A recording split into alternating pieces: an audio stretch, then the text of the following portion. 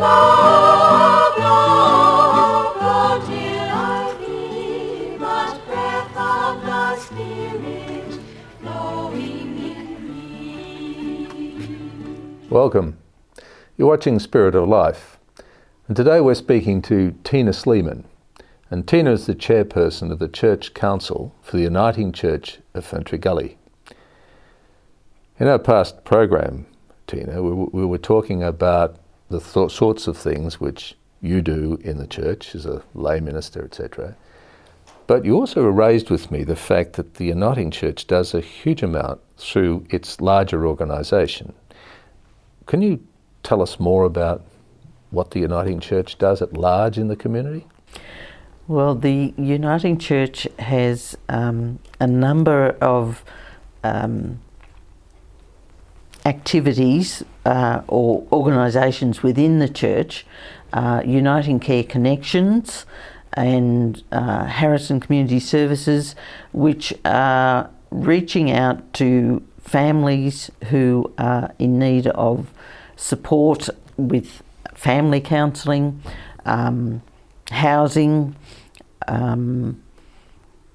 food, resources for single parents, family groups. There's Music Together, which is basically a music program to bring families together, where they have songs and play activities to build family strength and connections between families. And their aims of these organisations are all to strengthen family bonds and hopefully teenagers who are having problems coping with their daily life, the counselling sessions, things like that. It's not a requirement that you're a member of the church. You just need help, and we try to provide that help. And it's fairly large by the sound of it. Yes. Well, with the amalgamation of three churches, their service groups have all come under that umbrella of the Uniting Church. So there's at least 38 organisations that are seeking to help people within the church. So it's quite big and involved, and volunteers are always welcome. Yes. Well, we might have put that little plug in, you never know. So you've got, where's that headquartered? Is it headquartered separately, individually? There's a Synod central office in 130 Little Collins Street in Melbourne. And from the Synod there are 7 presbyteries in Victoria that govern the various agencies, and the agencies are affiliated to the Uniting Church and supported in mission and service giving that each church contributes to keep the programs going. Your church, the Ferntree Gully Church, where does that fit in there? Do you pick up any of these activities? We support the Harrison Community Services with a food basket. Each week we donate food to be taken down to the central office in Wanturna, and we've got 2 of our members who work as volunteers there. Yes. And we also support the Dandenong asylum seekers by collecting toiletries that are taken over to there approximately monthly. And we support the general mission of the church through a mission and service fund that we give a certain amount to the central body of the church to be distributed in the various programs. Right. So how closely are those things coordinated? Does it come under one of those 7 subdivisions, and there's somebody who's coordinating those activities, say with the refugees or with Harrison, the food council? The refugees is not exactly part of the Uniting Church mission or outreach, it is the Ferntree Gully Uniting Church that has taken that on. Right. I mean, others do elsewhere, but we did it just as a part of our outreach to the Dandenong asylum seekers. So there's a certain amount of room for initiative for each church parish to do its own thing. Yeah. Okay. And so your refugee activity, do you have anybody working with them as a volunteer, or how close no, is but it? we get regular reports from David Spittler, who does organise the relief program for the Dandenong asylum seekers, and he speaks once or twice a year at the church and sends us information, and we have one of our members who takes the toiletries over there and sees how things are going, but basically it's just the donation of the toiletries. Do you have any refugees or asylum seekers actually in your congregation at all? No, we don't. You don't? No, so Ferntree Gully is... it was a need that we were made aware of. Yeah. And when we first had David Spittler come to the church, and we thought, well, he said they're always looking for toiletries, and we thought, well, that's one way we can help. So respond. Yeah, that's very creditable, of course. So just going back to the 7 units, what did you call them again? The presbytery. Presbyteries. Yeah. You don't actually answer directly to any particular presbytery. It's to the synod, is it? Yarra Presbytery. Yarra Presbytery. And what's its? Does it have a specialty, or it covers the whole range of what the Uniting Church does? The presbytery itself would cover the range. Okay. Yeah. So you've got the synod, and then these 7 presbyteries. Various branches of the agencies are spread around. Right. The presbytery, well, the state, but their organisation or members of those agencies would report to presbytery and synod. Reporting, time's up. We'll be back in a moment.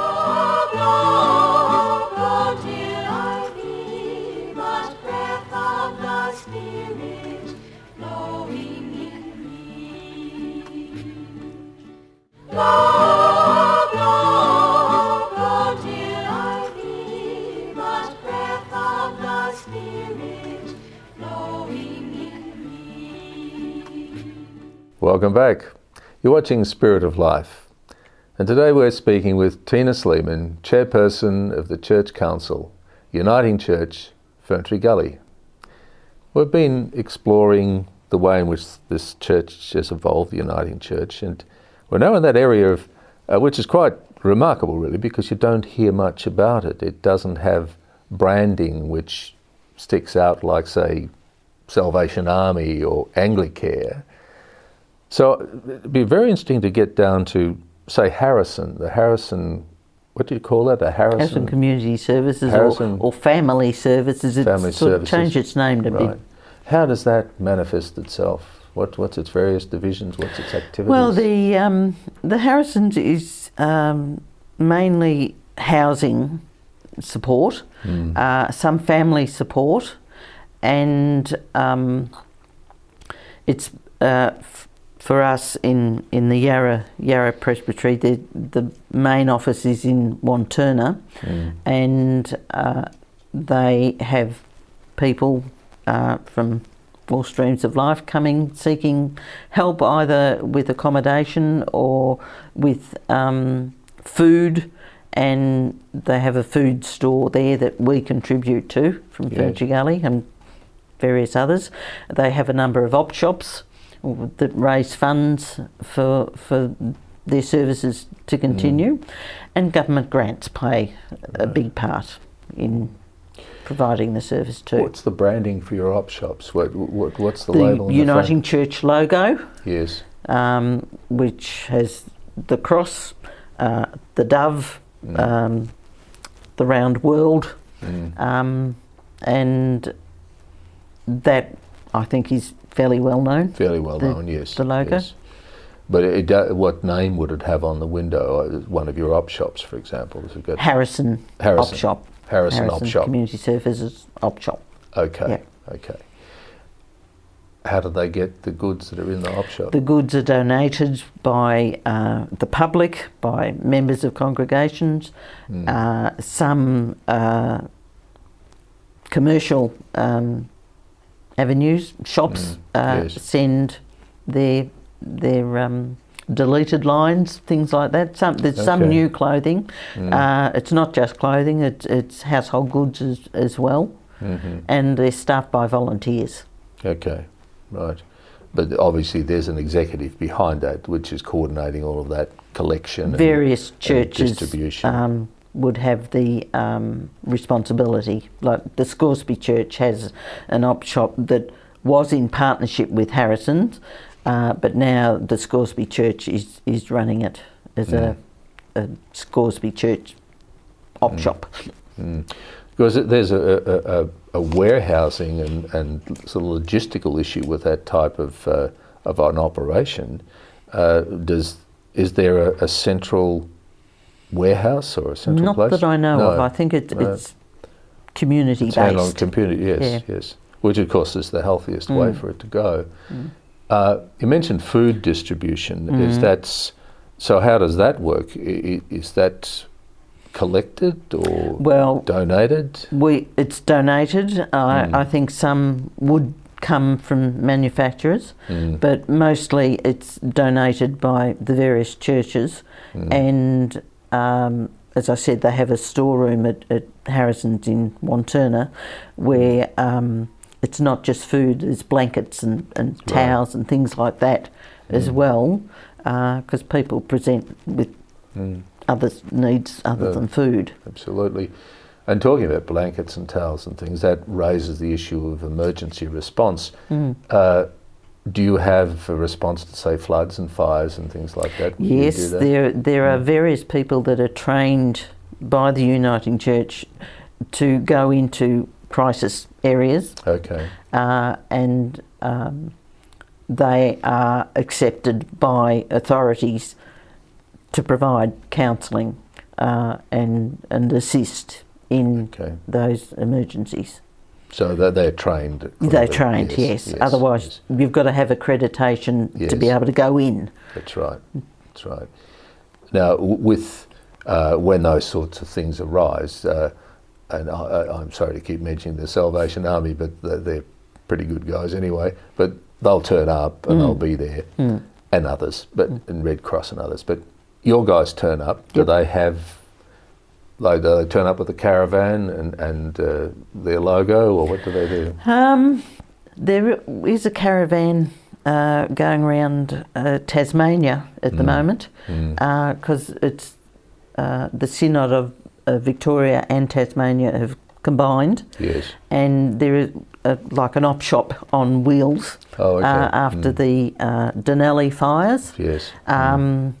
We also support Frontier Services, which is outback outreach with ministers, travelling ministers, and there's a travelling play group, and there's an old people's home that's Uniting Church as well in Alice Springs. And they would have quite a lot to do with Aborigines, I guess. Yes, yes, yeah. Do you have a special ministry for Aborigines, or is this? There's the Aboriginal and Torres Strait Islanders Congress, which is in partnership with the Uniting Church, working together. Together. Yeah. Right. And of course this Frontier group would be part. Is that part of that? No, it's separate. No, separate again. Yeah. Okay. Right. Well, the Aboriginal issue, because of the tyranny of distance, of course, and the way in which many of the groups are isolated, creates logistical problems. The Uniting Church is committed to encouraging Aboriginal development and improvement in their living conditions and opportunities, and has definite goals in encouraging and accepting Aboriginal people. The Aboriginal people have a great grasp of time through the dreaming. We've come to our time. We'll go for a break. We'll be back in a moment.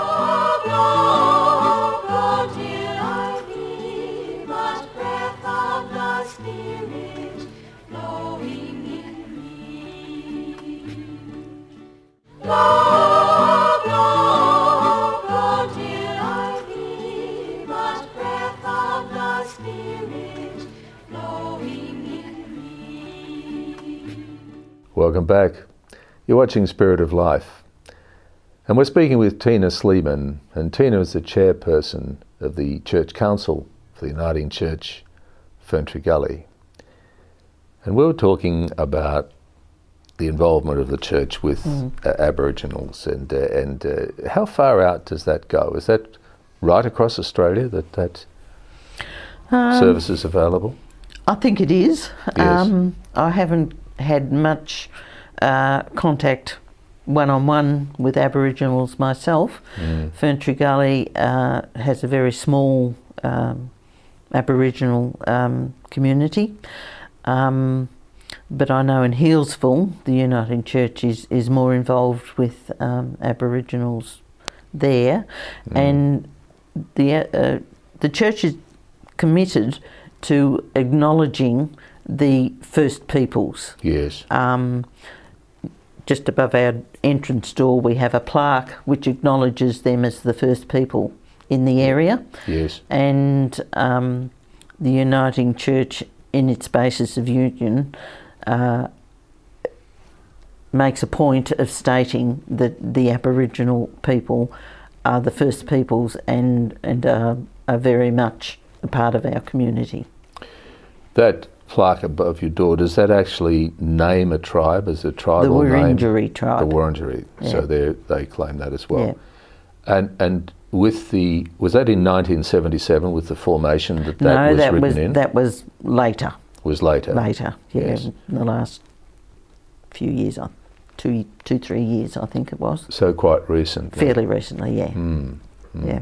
Why would it have been recent rather than earlier? I What think, was the driver? well, the apology, I think, and of course, also the Torres Strait Islanders and Aboriginal Congress has very much been working within or with alongside the Uniting Church, and the agreement had been reached with the synods Yes. to alter the basis of union, which is our statement of faith and Okay. our connection to each other. Yes, yes. You've mentioned the word a couple of times, outreach. What other sort of outreach activities do you undertake? Well, with the Black Saturday fires, we became aware that at Kinglake West, the Uniting Church there was providing a weekly evening meal for residents to reconnect and just get sustenance. Yes. And to try and rebuild community. So we started going up once every 2 months to take a meal to give that church a break, because there was only about 8 members in that church, and they were doing this weekly.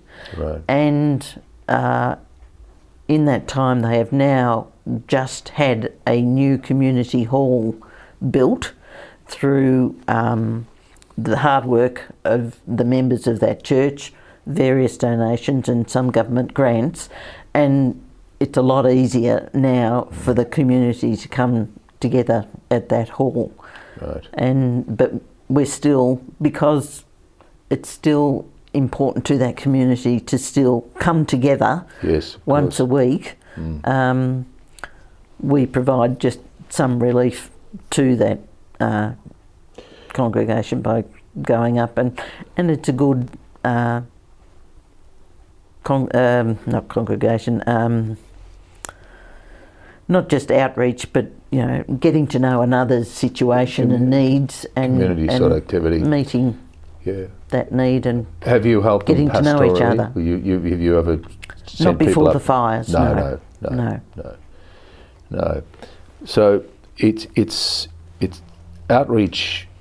There's several critical issues in the community today. Family breakdown's one of them, but another one is actually addiction, and addiction across the board, but particularly with young people. Do you do anything in that regard with your outreach? With Not so much addiction? young people, but we provide the use of the church hall to various groups, 3 AA groups, an Al-Anon group, and various community groups, exercise groups, dance classes, Tai Chi. The exercise groups are for seniors, gentle exercise, and yes, they pay a certain amount of money to use the facilities, but we try and keep it as low as possible so that people aren't excluded, but it helps to meet the utility bills. Yes, of course. Does the church itself, the synod, on a larger basis, does it have a youth arm? Does it have something which works with the youth? NCYC is the National Christian Youth Convention, which happens biannually, I think it is, where young people are encouraged to a week-long camp. And there are various youth groups at the different churches. Ours is not operating at the moment, I'm afraid, but youth can come together and have their community building of their own age group. Yes, exactly, which is really, really important. And there are support services within the Uniting Church to help children who are having problems. Issues. And you've got family support on a broader basis. Yes. So all in all, the United Church is doing a pretty fair sort of a job by the sound of it. We're trying. No, that's very good. Tina, it's thanks so much for your discourse about the Uniting Church, because I've got to confess that I didn't know a lot about the Uniting Church, and hopefully our viewers will know more about the Uniting Church now too. So thank you very much. My pleasure. That's the finish of our program today. You've been watching Spirit of Life. Please join us next week.